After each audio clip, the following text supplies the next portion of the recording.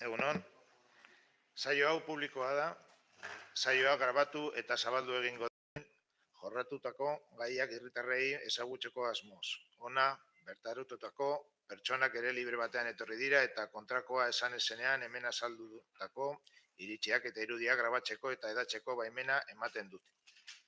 La sesión tiene carácter público y se va a proceder a su grabación y publicación para generar el conocimiento de la ciudadanía de los asuntos tratados a la misma.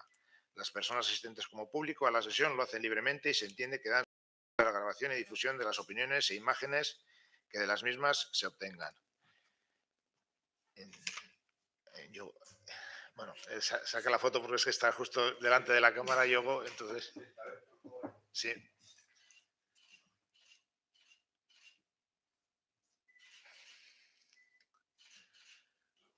Es que justo está la cámara detrás.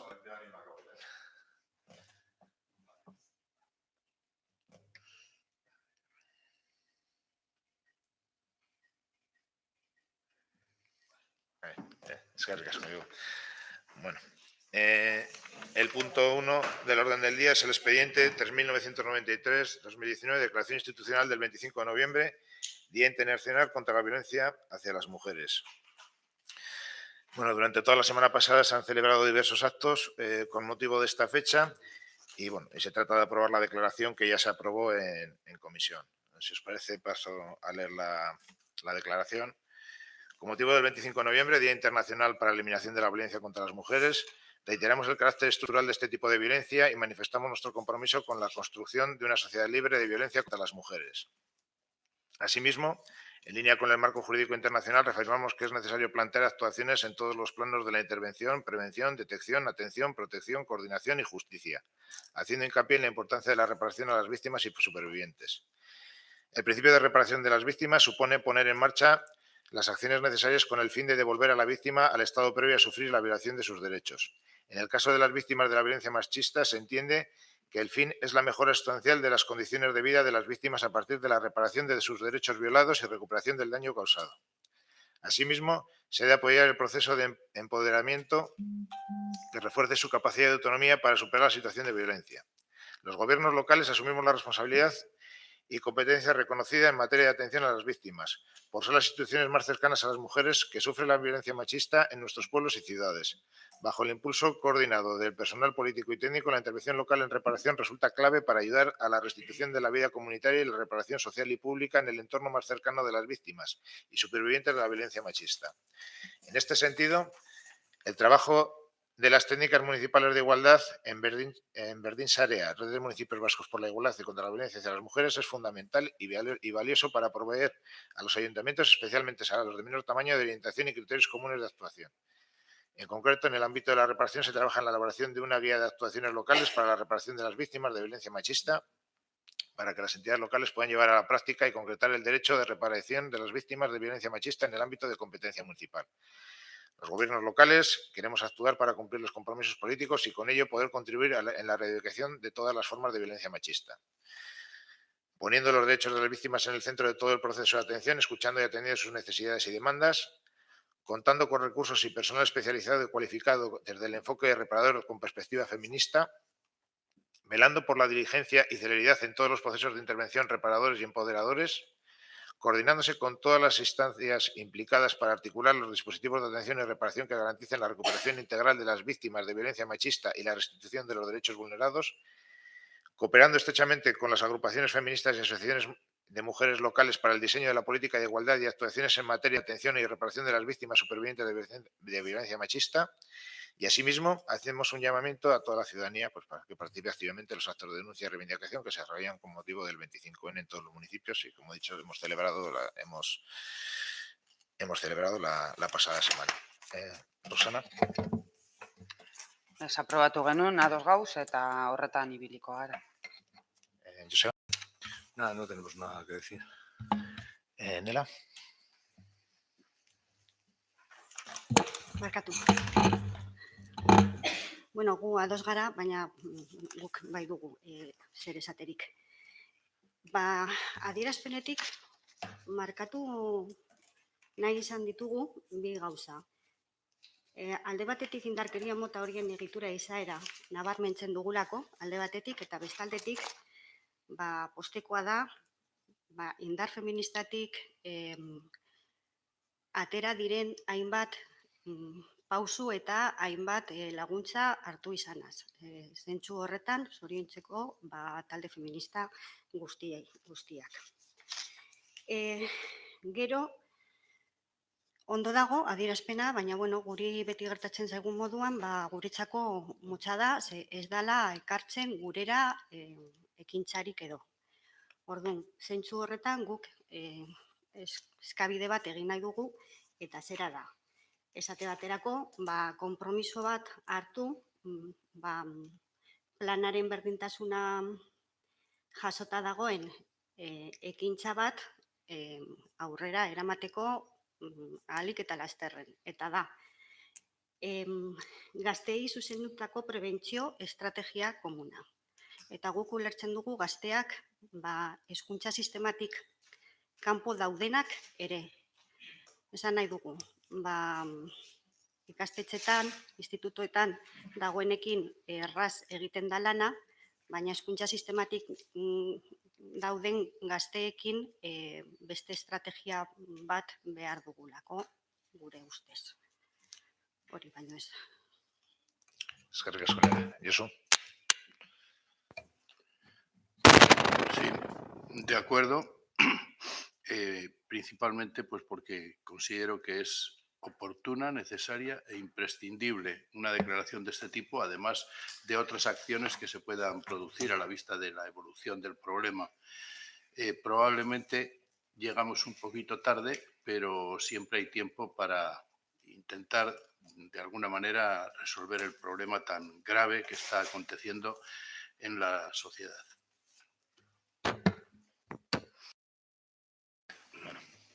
Pasamos a votar. Aldeko botoak.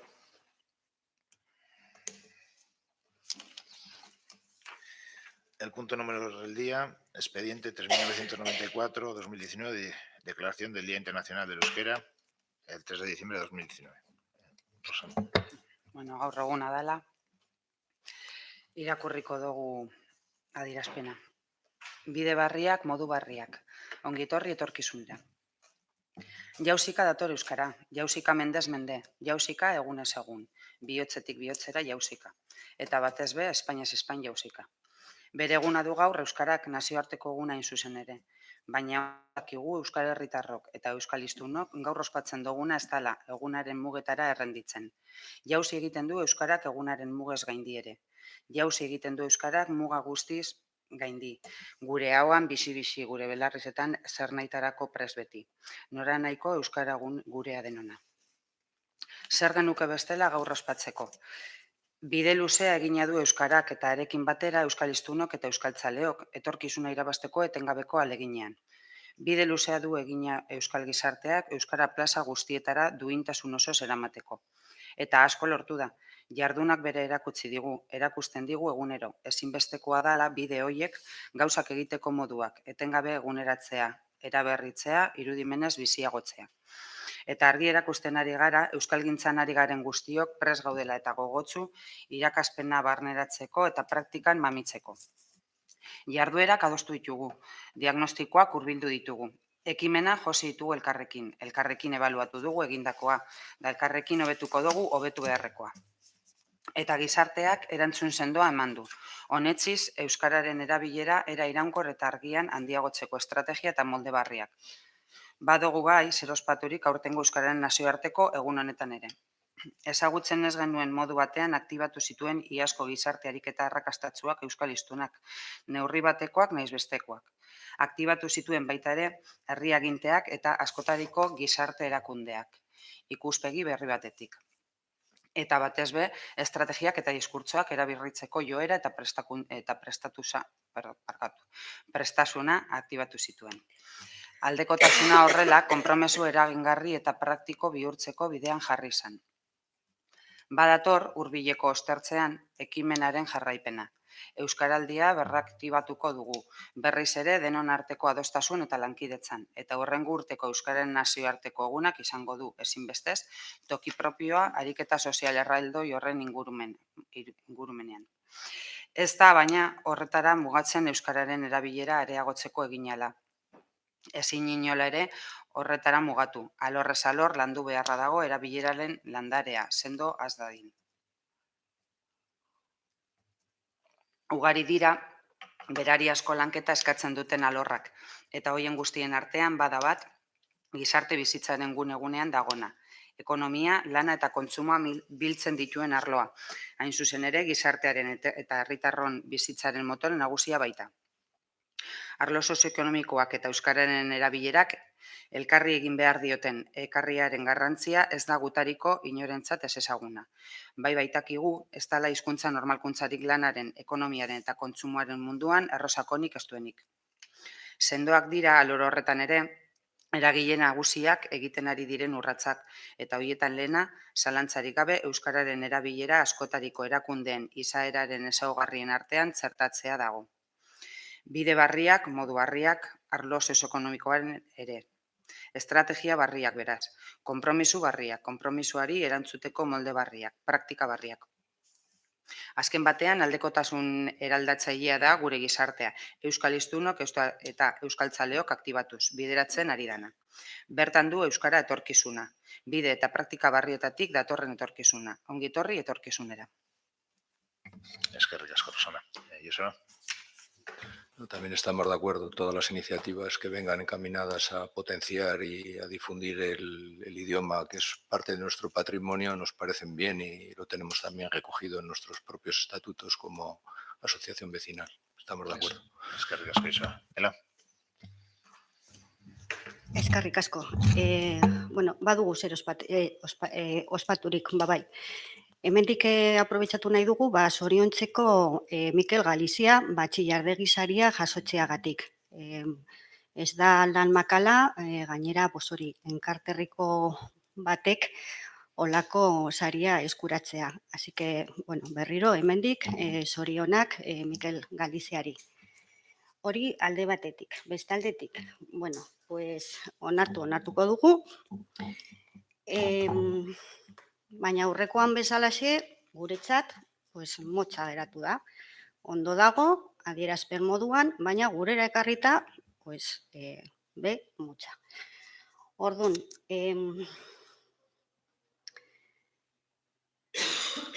osoko bilkura honetara, Mafaldaren aldarria ekarri nahi izan dugu. Eta Mafaldaren aldarria gurea ere egin nahi dugu. Ze Mafaldak euskaraz ere bizi nahi du.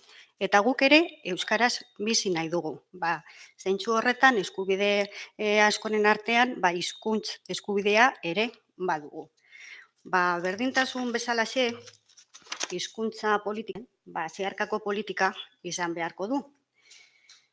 Eta udaleko gai guztietara txertatu egin behar ditugu. Bestela, gauza askotan jai dugu. Adierazpena, ontzat emango. Adierazpenari, ontzat emango digu. Eskonera, Josu. De acuerdo.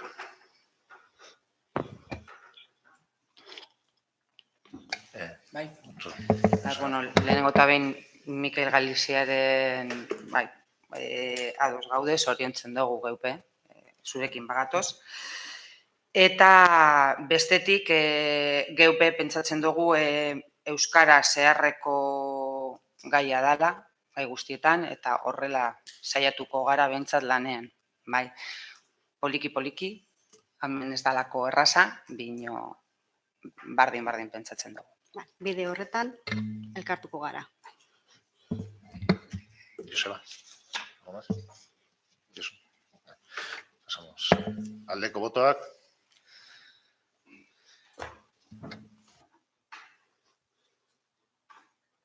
El punto 3 del orden del día es el expediente 3607/2019, incremento salarial para el año 2019.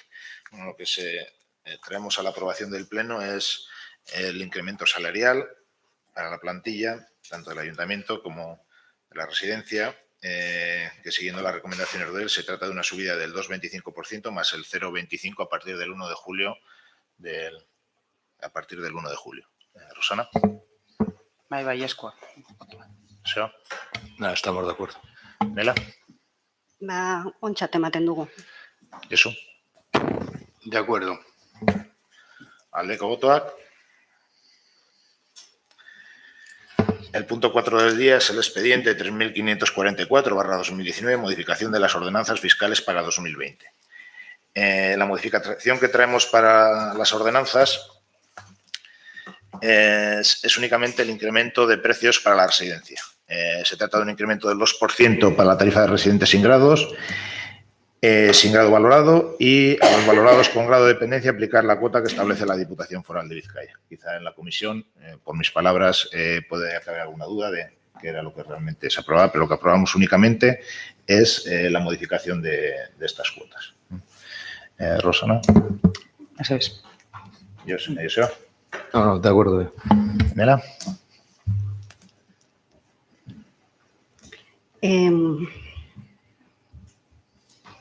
Barkatu, batzorde informatibotan ez nintzen izan, egia da ikusi ditudala, eta orain aipatzen duzunez, pues, bai, besterik hau zen onartzeko.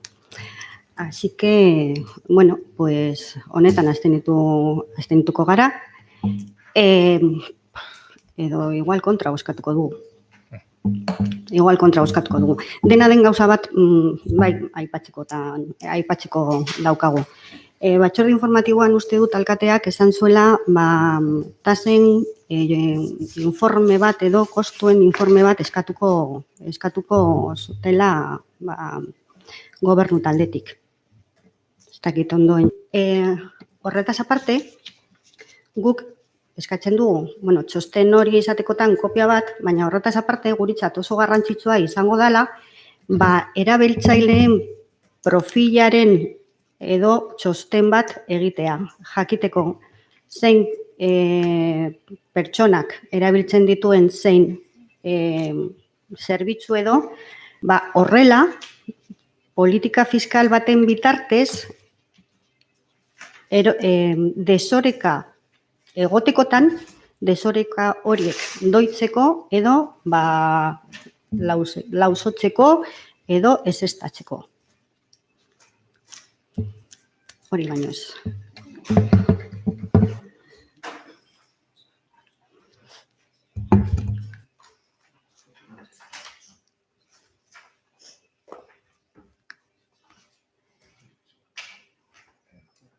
Josu. De acuerdo. Quizás una pregunta previa.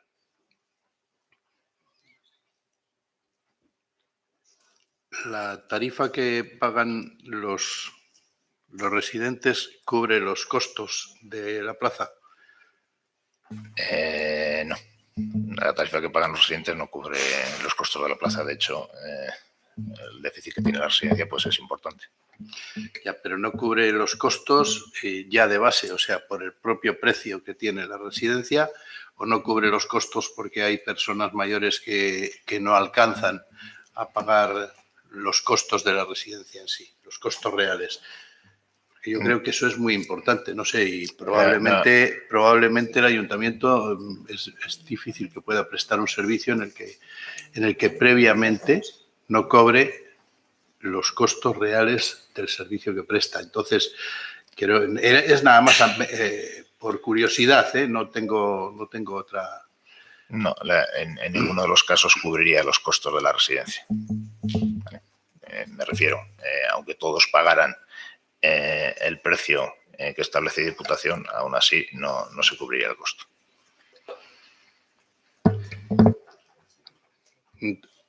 En todo caso, estoy de acuerdo, o sea, era una. Vamos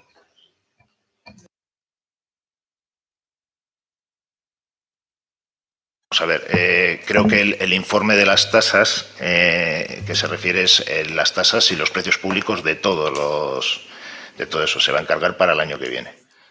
¿Vale?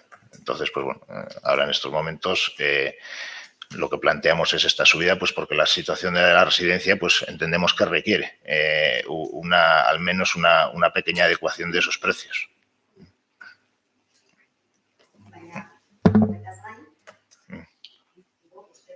Sí.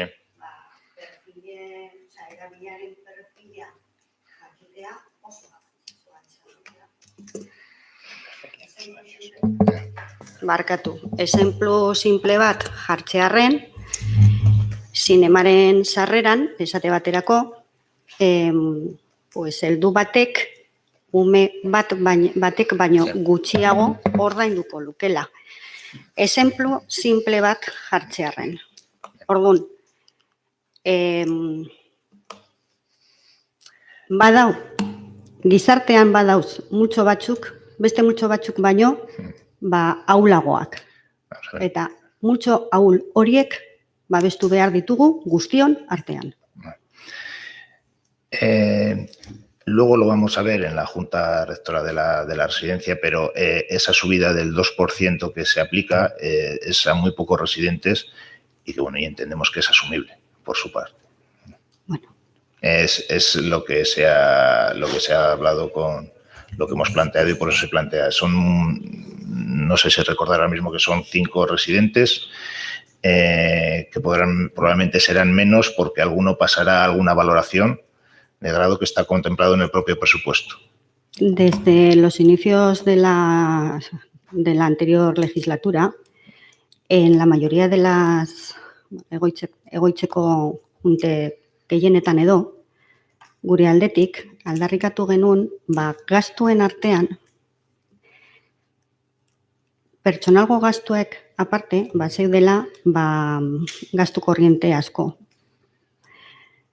Eta atera behar genula, erabiltzaile bakoitzaren edo gastua. Eta bai zuek, eta bai guk, esaten genuen askotan, ez dela gauza bera, ezintasun bat duen pertsona baten gastua, edo balio dun, hitza komien artean, kakotzen artean hartuta, balio dun baten gastuen gastua.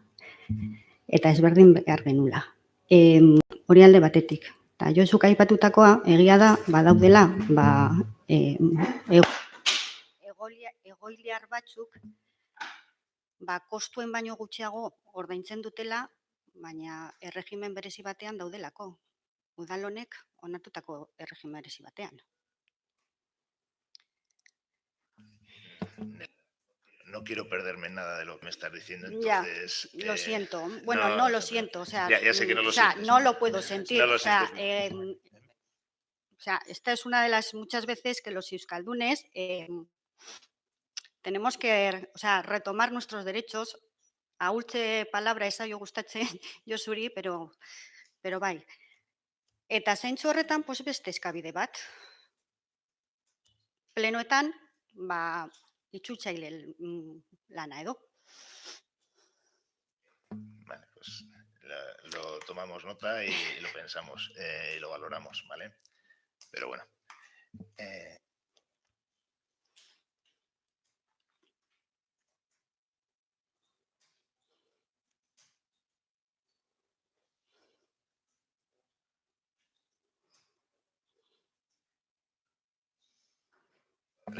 Valoraremos lo que nos estás proponiendo y lo miraremos lo valoraremos luego en la Junta de la Residencia, lo trataremos a ver. Bueno.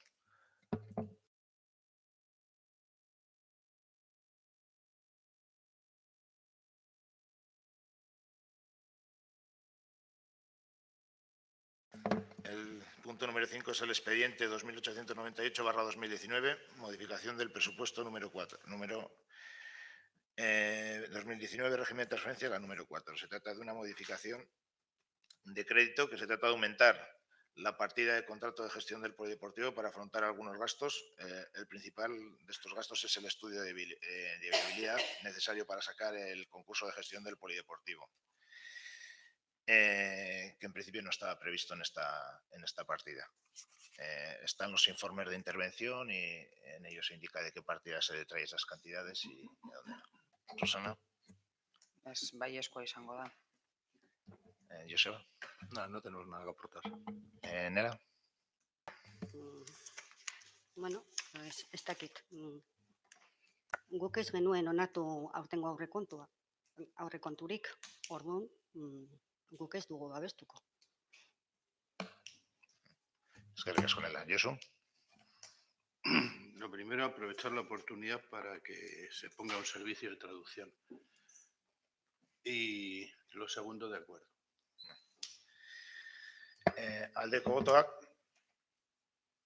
kontrako botoak, abstentzioak.